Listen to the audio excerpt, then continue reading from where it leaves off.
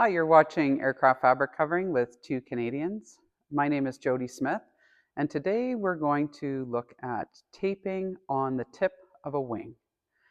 Now, our wing is ready here for our pre-coat, but the question is, how do you determine what size of tape that you need to use on this tip? And here's what we do.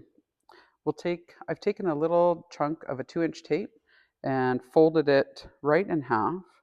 And what I'll do is I'll put it against the edge to see if a 2-inch tape is going to fit.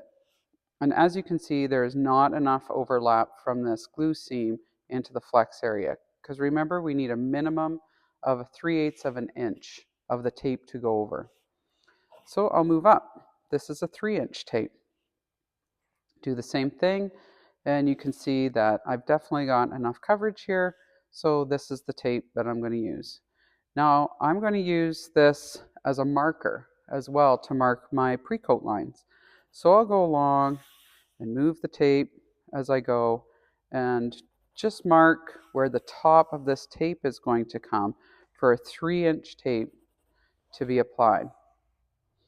Okay, and I'm going to do the whole area of the wing because I'm going to show you also how an easy way to draw your line as well. Now, if we went to use this type of tape, this 3-inch, what we're going to find is as we pull it around this curve here, is that it's going to really wrinkle. We don't want that to happen. So what I'm going to use is what's called a bias ply tape. And what this is a tape that's been cut out of fabric at a 45-degree angle, so that when we go to lay it down around this curve, actually I'm going to go this way, okay, and then we pull on the tape, you can see it wants to lay right down around that most aggressive part of the curve on the tip. That's what we want. Now with bias ply tape, there is a sewn seam in it. Here it is here. You want to make sure that you don't leave that in the taping of the tip. Not that it's unairworthy, but it's definitely unsightly. And so we're going to make sure that we start, because obviously this isn't going to be enough. I'm going to cut it and start right at the sewn seam. But I need to pre-coat first before I'm laying a tape.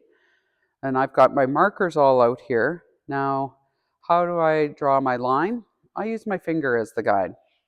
So I'll start with my fingers along the side, mark where my pencil is, and just start it off.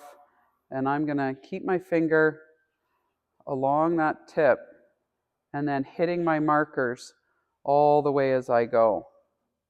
I'll switch over, I keep my fingers where they need to be, and I keep following my pencil marks so that I know exactly where my pre-coat needs to be for that tape.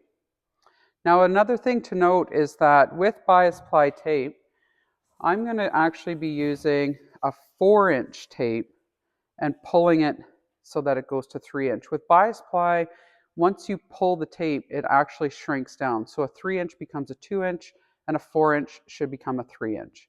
So because I know I'm going to be needing a 3-inch tape, I'm going to use a 4-inch bias. Once I pull it, it will become 3-inch, and it will make it a lot easier, and especially around this compound curve, so I don't have wrinkles. Hopefully that helps you. You're watching Aircraft Fabric Covering with two Canadians.